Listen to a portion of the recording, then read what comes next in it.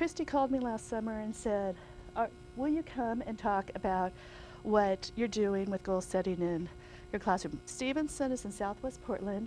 It's a small school, and it's K-5 that I work with there. And I said, sure, you can't say no to Christy. But with that, so, and I just need to tell how this really evolved is what I do now started with attending the teacher advisory board. So all of you get on the teacher advisory board. And on the teacher advisory board, Christy talked about how she wanted to start a goal setting packet and asked those of us on it to really look at putting it into practice. So I took it and tried it, and then also on the teacher advisory board, Shannon was on it, and she talked a lot about how her kids would set goals, and then she'd have hot cocoa every Monday morning at her school. And so I wanted to kind of look at how to take that and do it. And it took me about a year to put this all together in the form it's in now, really figuring out where I wanted it to fit into my overall program. Also, what I wanted the kids to learn from doing it. We have such limited amount of time, and how it would work in my setting. So one message really goes back to what is the goal. And what I really wanted to look at was how I wanted kids to learn that process of really defining what they want. How do you do those steps? All of the skills, a lot of what we talked about this morning and what goal setting takes. And how do you do that with 6, 7, 8, 9, and 10-year-olds for it? I also looked at, I don't necessarily see kids every day. A lot of my kids I work with twice a week, some once a week, some 4 times a week. So what ended up working for me in my setting was putting a goal booklet together. And in the packet you'll see in resources you have the masters for all of this. And then every goal is a different color here, so it's easy to find where the kids are. Then they have their whole goal booklet for the whole year, and they take it home at the end of the year. This is also when you meet with parents.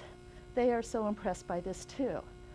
The other thing, since I wanted the kids to really look at the process, the first year I started to say, oh, they have to be learning goals, you know, stuff from the classroom, looking at the teacher, completing work. I turned that over to them, saying, because when I really defined what I wanted, it can be home, it can be school, it can be sports team, it can be whatever you want it to be. But to really go through those steps of writing the goal, why do you want it?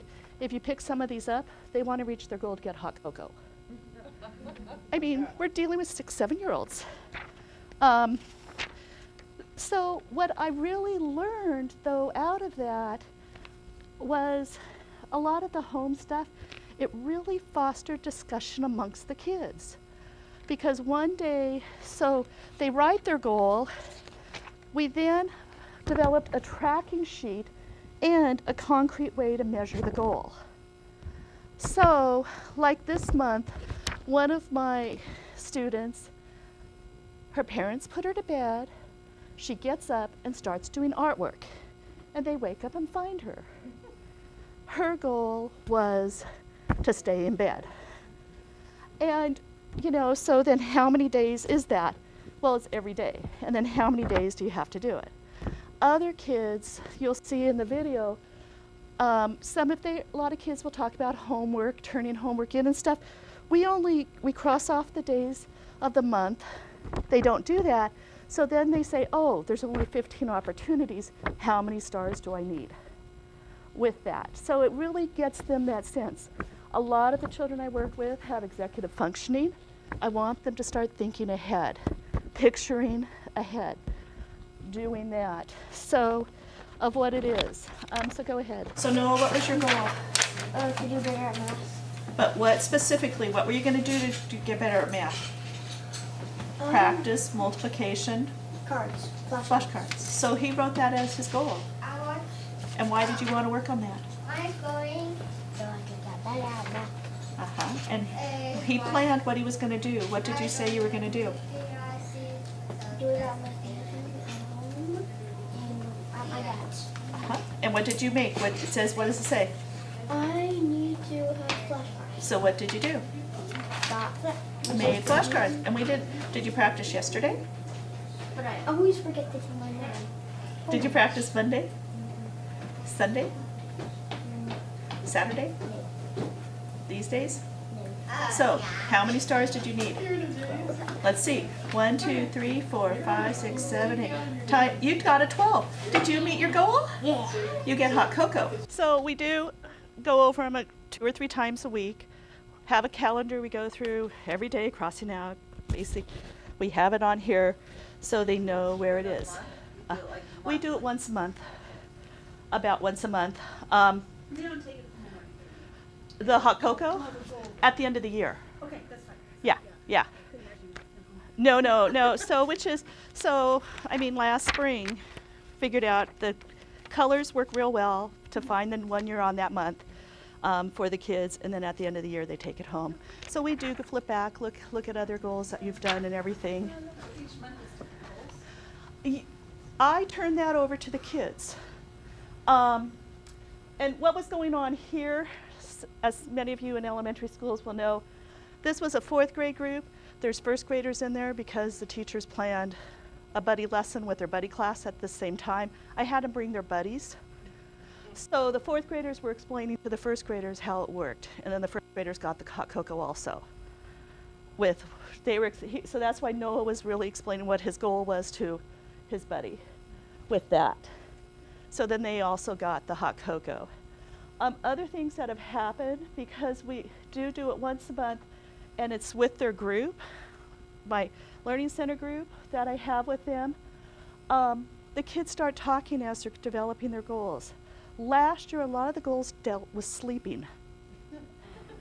And I didn't realize how many of my 1st and 2nd graders sleep on the floor of their parents' house.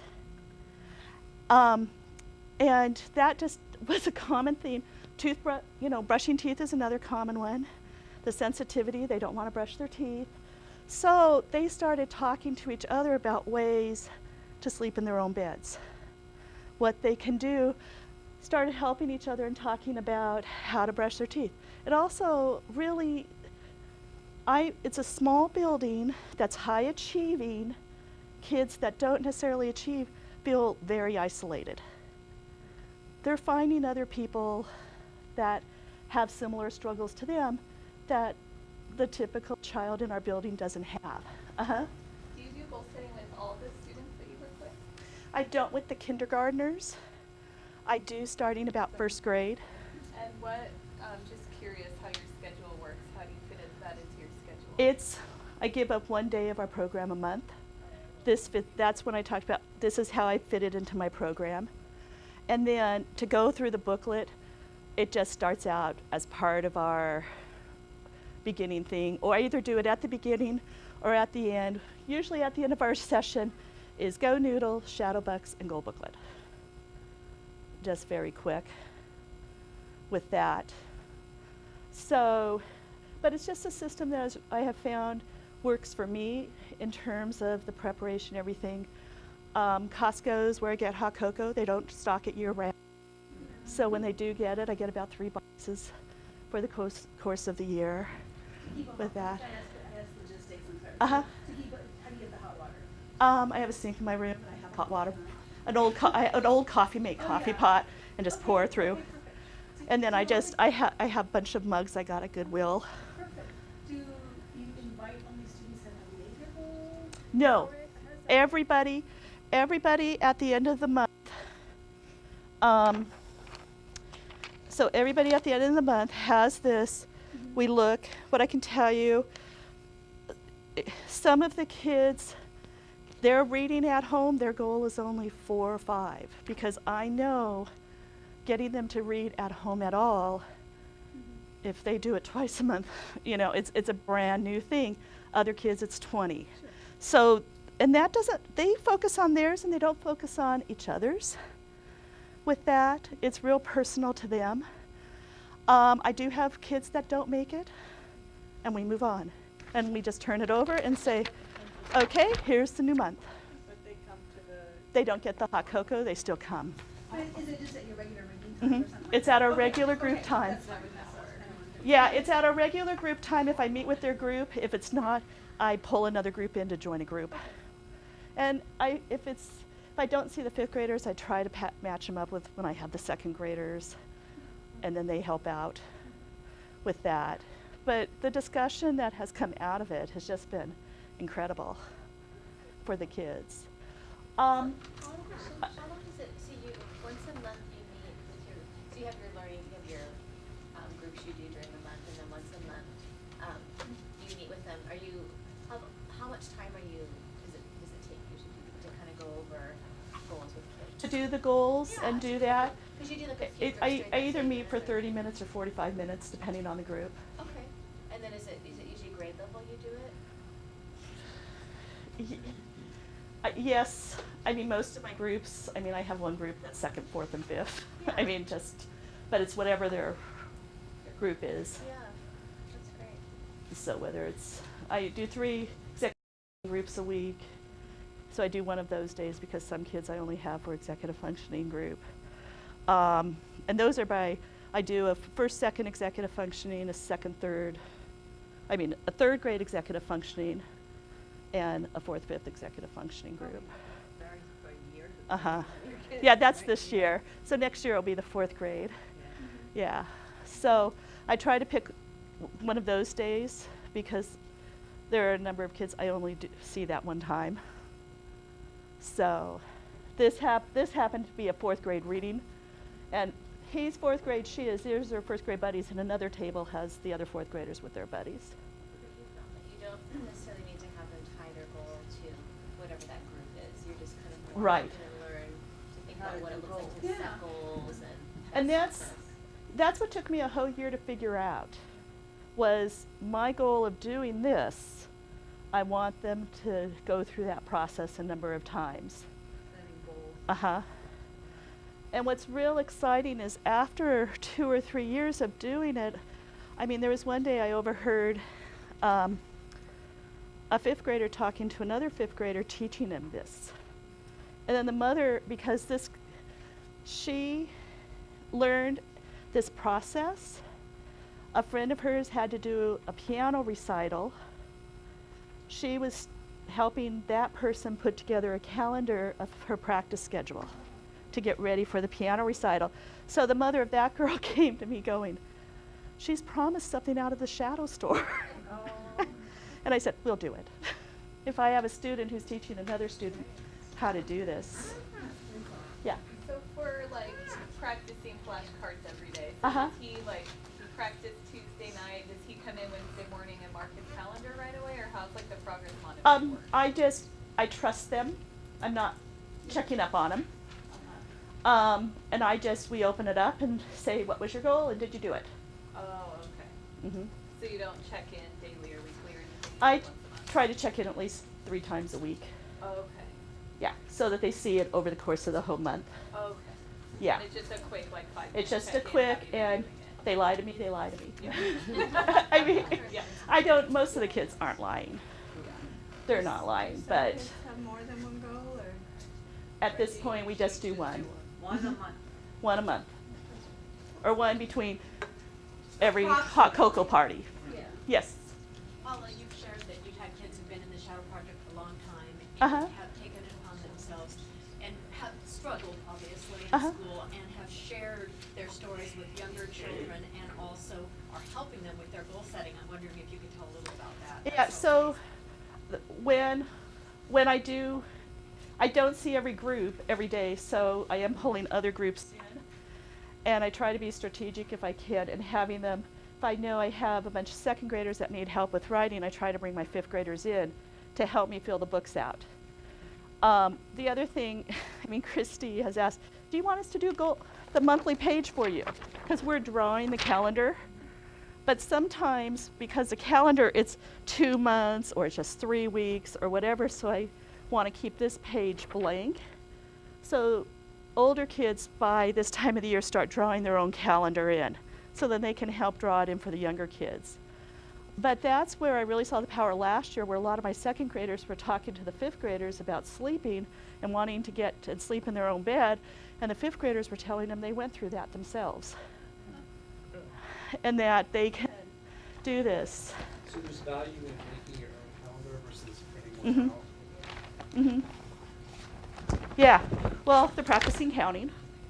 They're writing their numbers, writing the days of the week with that. I don't, because I do want to get them done in one day, I will admit, it's kind of like the parent who ties their kid's shoe or dresses them. I will do that as opposed to spending hours doing this and getting them made. So, with that. One more question. Uh-huh. I understand you have a young author in your group. Oh, Mia. Mia's picture is up over there. Mia last year, Mia's currently in 4th grade.